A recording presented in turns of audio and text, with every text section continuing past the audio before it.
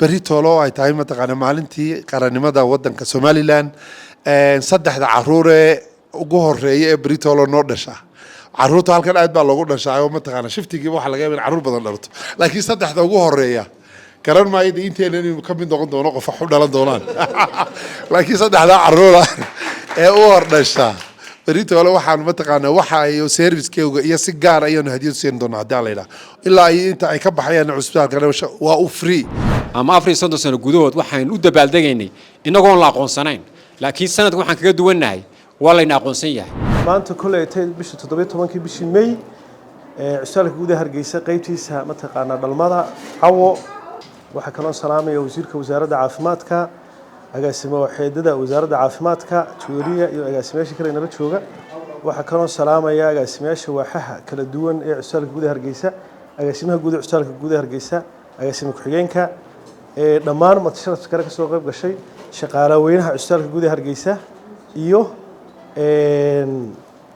shaqaalaha qaybta maternity-ga oo ah runtii laf dhabarta cusbitaalka ugu balaaran maanta kulay halkan iyaga nagu casuumay عسومة ديرو كوبان ونقول بالدقينو سي هردعة 18 ماي سنة جورة ستة 8 ماي إن شاء الله كل وقت جو كوبي حي وحن سين دونا صدق حقوق بان سين دونا إن شاء الله دي راهي كديكو فاضمة ماذا حواحدة بتيرنتيجا عمر الماذا دكتور فاضمة حاشي أجاسمي كسور دوين أجاسمي وسير كسور دوين dhammaan dadka madaxda sharafta leh ee halkan nagala soo qayb gashay martiqaad kan yar inkastoo yar ee hadana macna weyn buu xambaarsan yahay oo ah maalinta weyn ee qaranka ee aynu 60 sano dheeraad u soo halgamaynay ma aha oo kaliya ta dhowr iyo 30 sanadood 60 sano dheeraad baynu u soo halgamaynay inaynu noqono qaran jira alxamdulilaahi rabbil caalamiin ilaaha maanta nagu sugay in annagoo maxaa hayday nala aqoonsaday oo wadan madax banaana aanu ku ciidayno cawa maternity marka waxaan anigu marka horeysa aad iyo aad ugu mahadnaqaya rabbiga raxmaanka qaadirka weyn ee xor naga dhigay ilaahayna waxaan ka baryaynaa in ka badan inuu noo sii wado waxa kale oo aad ugu mahadnaqaya madaxdeeda sharafta leh kuwa ila joogay kuwa iga maqan madaxweynuhu u horeeyo waxaan ilaahay uga baryayaa cimri dheer iyo caafimaad iyo wadajir iyo gamcad isqabad iyo inaynu ilaahay tawfiiqda dhamaanteen inagu soo maanta waxaan leeyahay hambaliyo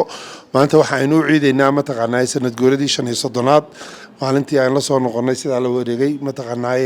in aan la soo noqonay maamulkii ama Somaliland ay dib u la soo noqotay madax banaanideedii qarannimadeedii waxa jira sida la tilmaamay muddadu way ka dheereed in badan ma la soo tabacaynay ilaa iyo 60kii wixii ka dambeeyay marka maanta farxad gaar ah runtii noo tahay inagoo dawlad ictiraaf ah maanta waxaan rajeynayaa in badan ay nagu soo kordho inta ka bacdi waxa aan runtii habmaliyo u dirayaa dhammaan qaranka Somaliland meel kasto ay joogaan dibad iyo gudaba waxaan si gaar ah taaniyadan ugu dirayaa taaniyad madaxweynaha jamhuuriyadda Somaliland mudane Cabdiraxmaan Maxamed Cabdilaahi iyo marwadiisa Farduusa Maxamed Rooble iyo dhammaan madaxweyne ku-xigeenka jamhuuriyadda Somaliland iyo ma taqaanay marwadiisa dhammaan iyo dhammaan dadka shaqeybta Hargeysa Group Hospital shaqaalaha si gaar ah ayaan ugu mahad celinayaa runtii shaqada ay qabanayaan maalin iyo habeen ay u qabanayaan qaranka wasiir dadkaasi ma istaagaan habeen iyo maalin wanaga hadda ka hadlayno oo ma taqaan wax diyaar u yihiin waxa la wixii shaqo ee ku soo kordha qaranka inay iyagu habeen iyo maalinba ay qabtaan oo ay daweeyaan wadanka meel kasta oo la yimaadaba ama meel kasta oo wax ka dhacaan halkaas baa la keenaa runtii aad baan ugu mahad celinayaa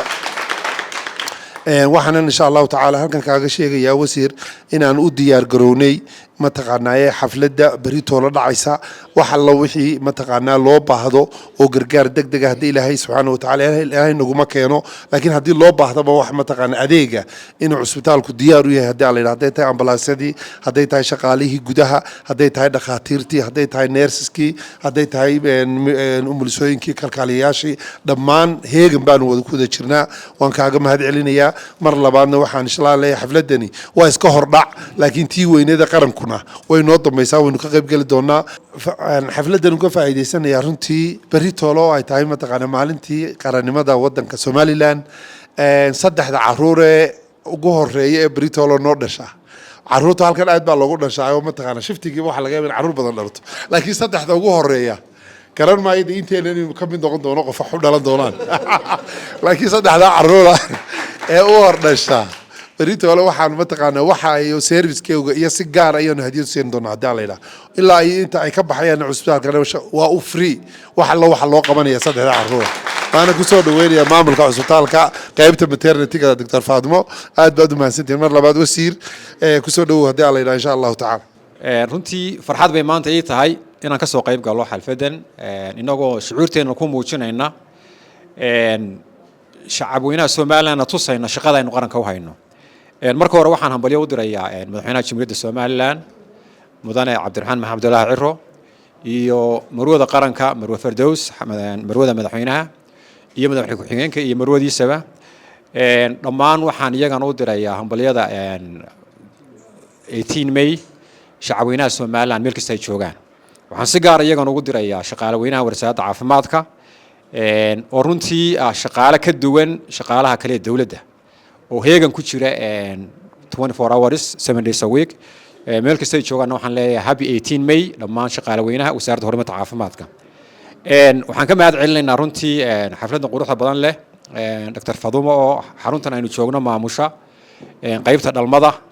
aad iyo aad baan faham kaga mahad celinaynaa shaqada fiican ee qaranka u haysid agaasimaana waxaan ku amaanayaa shaqada uu hastaalka ka hayo ee qaranka u hayo saddexda ciyaalka baru hor dhalanayana aad iyo aad buu agaasimu ugu mahadsan yahay iyo dhammaan maamulka hastaalkuba inaad isla garateen saddexda ilmooda ugu hor dhashay berri haddii ilaahayna gaarsiiyo in si loogu adeego maaragtay bilaasha hadiyadna la siiyo runtii de hadiyadda nabiga aad buu jeclaa calayhi salaatu wasalaam aad baad ugu mahadsantihiin de waan idinku hambalyaynayaa waxaan uga faa'iidaysanayaa un runtii 18 May waa maalin inagu suntan waa maalintii aynu maaragtay dib u yagleelay qarannimada Soomaaliland de 34 sano ka hor